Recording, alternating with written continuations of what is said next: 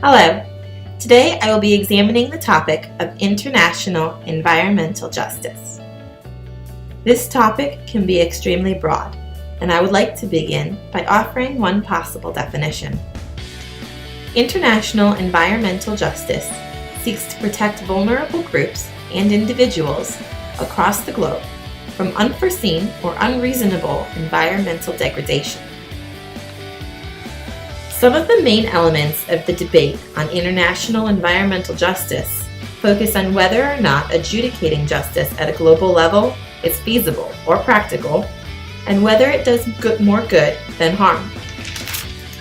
Proponents of international level environmental justice say that it is necessary to best protect underdeveloped countries and island nations who had very little to do with our current climate issues.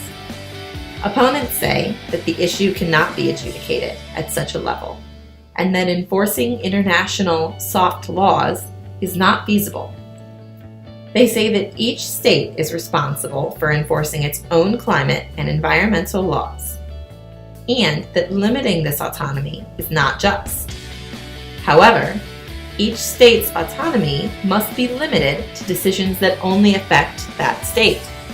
There is no justification for a state to make decisions that affect other states with the other state or states not being represented. The issue then becomes who gets to make these decisions, the conclusion being that environmental justice must be an international problem. My first thoughts are that we are one world, no matter how we draw boundaries on a paper map, and so we were all equally responsible for our environment. Some of us in developed countries have already used more than was our right of the Earth's resources, while underdeveloped and island nations are now suffering the consequences for it. I think that a policy for the entire world, limiting developed countries from further exacerbating the problem, would be just.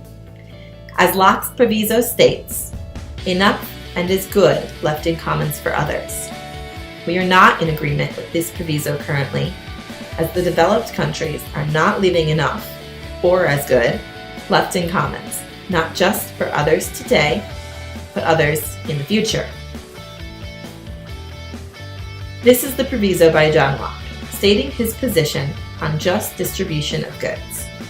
This can be used to examine international environmental justice today, since as a unit, we are currently infringing on the ability of others, now and in the future, to have enough or as good of resources.